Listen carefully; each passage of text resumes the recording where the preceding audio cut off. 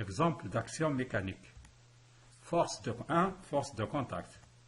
Les forces de contact se manifestent lorsqu'un corps est en contact avec un autre corps. 1. Force de contact répartie. Les forces de contact réparties s'exercent en plusieurs points, souvent sur toute une surface.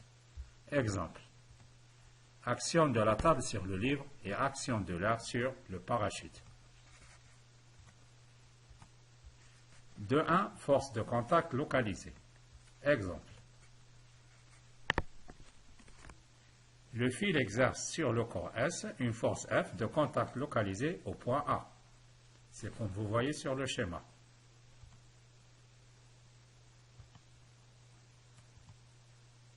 Vous voyez le support, le fil et le corps S.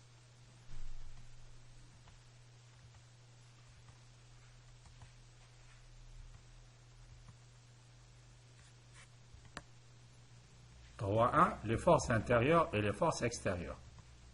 Les forces extérieures, ce sont toutes les forces exercées par l'extérieur sur le système. Les forces intérieures, ce sont toutes les forces exercées par une partie du système sur une autre partie du système. Exemple 1. Le système étudié est le corps S, comme vous voyez sur le schéma.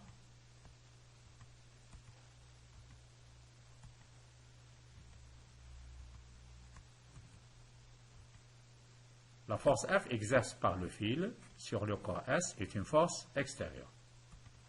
Exemple 2. Le système étudié est le corps S plus le fil.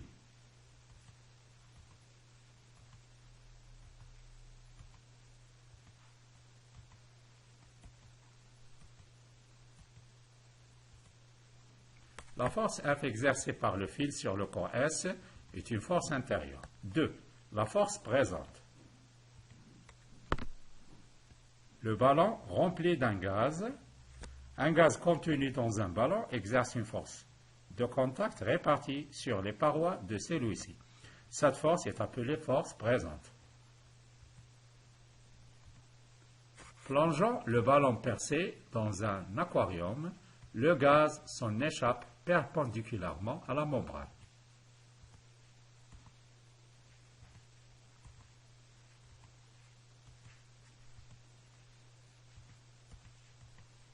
La force présente F exercée par le gaz est toujours perpendiculaire à la paroi. Définition de la pression.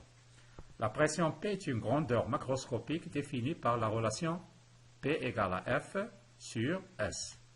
F, c'est l'intensité de la force présente en newton, et S, c'est la surface sur laquelle s'exerce la force présente en mètres carrés. P, la pression. L'unité internationale pour la pression est le pascal, noté PA. Les unités pratiques de la pression, il y en a le bar, l'atmosphère et le centimètre-cube. La pression atmosphérique. La pression atmosphérique est la pression de l'air dans les conditions de température ambiante. La valeur de la pression atmosphérique est notée PATM égale à 1 atmosphère. Donc pour terminer ce chapitre-là, on va faire appel à un exercice d'application sur les forces intérieures et les forces extérieures. Par exemple, on met deux boules, B1 et B2, dans une boîte. On représente une section de cet ensemble par un plan ACDE, passant par les centres des deux boules. On s'intéresse seulement des 3 points de contact des boules avec la boîte et on considère que les contacts se font sans frottement. La question 1. Faire le bilan des forces exercées sur chaque boule. 2. On considère que le système étudié S est formé par la boule B1 et B2. Représenter sans échelle les forces intérieures et les forces extérieures en utilisant 2 schémas distincts. Et bonne chance.